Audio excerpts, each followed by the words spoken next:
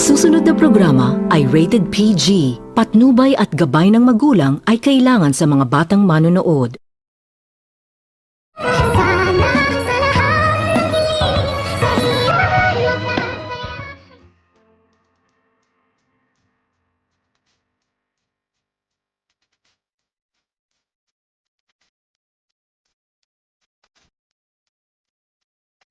Pagkatapos nitong makita ni Justin ang kanyang daddy na tumingin sa burol ng kanyang lulo at nang pagkalabas nito ng kanyang daddy ay kitang-kita nito ni Justin kung paano ito humalakak ang kanyang daddy sa kadahilan na natakang-taka naman din itong si Justin kung kaya't agad naman din itong nakapag-isip-isip itong si Justin kung ano umano mayroon na dapat umano malungkot ang kanyang daddy na nawala na umano ang kanyang lulo kung bakit umano ito humalakak ng malakas kung kaya't naisipan naman din nito ni Justin na sundan ang kanyang daddy at hindi nito alam ni Eric na sinusundan pala ito ng kanyang anak at agad naman din itong nagtungo itong si Eric sa isang bar at gulat na gulat naman din itong si Justin kung bakit pumasok umano ang kanyang daddy sa isang bar na alam naman umano ng kanyang daddy na nakaburol umano ang kanyang lulo ngunit nilakasan pa rin nito ni Justin ang kanyang loob at nakapagdesisyon ito na kailangan umano nitong makausap ni Justin ang kanyang daddy at dito nang mag-order na itong kanyang daddy ay agad naman din itong umupo itong si Justin kung kaya't umorder na ito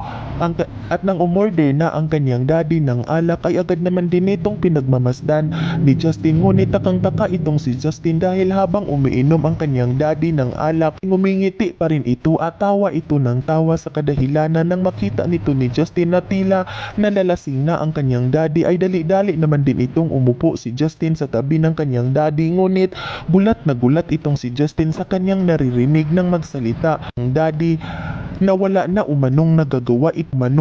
magagawa itong si Don Pipi dahil patay na umano ito at nagsaksis at nagtagumpay umano itong si Eric sa kanyang mga pinaplano kung kaya't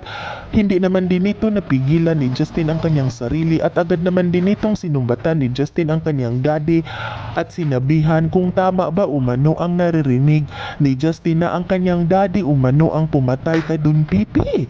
kung kaya't gulat naman din itong si Eric at nang makita nito ni Eric na ang kanyang anak pala ang kumausap sa kanya at dito agad naman din nitong sinagot ni Eric ang kanyang anak na tama umano ang kanyang naririnig at nagtagumpay nga umano itong si Eric na patayin ang matanda dahil sagabal lang umano ito sa kanilang pinaplano kung kaya't ikinagalit naman din nito ni Justin ang kanyang naririnig na pinatay pala umano ng kanyang daddy ang kanyang lolo. Yan ay ating aabangan sa susunod pa na pangyayari sa kaganapang ito ng abot kamay na pangarap. Huwag mong kalimutang isubscribe at i-hit ang notification bell ng aking channel.